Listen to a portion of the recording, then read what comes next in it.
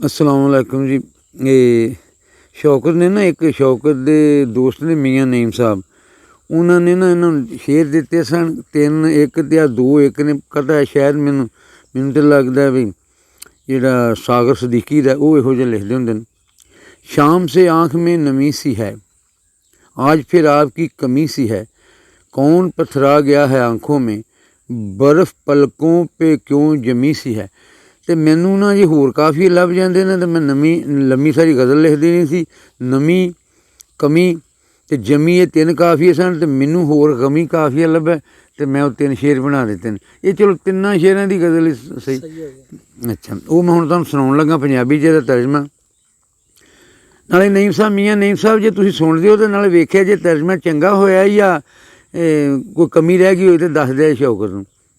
शामां तूं ही अख दे विच नमी जही ए, शामां तूं ही अख दे विच नमी जही ए, अज फिर लगदी तेरी यार कमी जही ए। मार वारस भी सुनदा होएगा तो भी वेख लवे, दसदा हुंदा लहजा तेरा सही नहीं, तू तेज़ पढ़ना।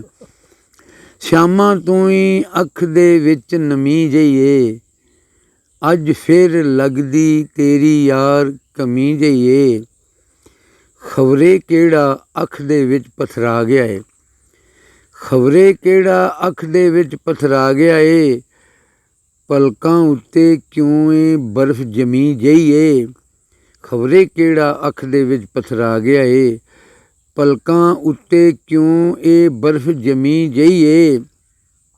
किन्नू अनवर अपना हाल सुनावा मैं, किन्नू अनवर अपना हाल सुनावा मैं, चार चफेरे मेरे एक गमी जइए, किन्नू अनवर अपना हाल सुनावा मैं, चार चफेरे मेरे एक गमी जइए, शामां तूं ही अख दे विच नमी जइए, अज फिर लगदी तेरी यार कमी जइए।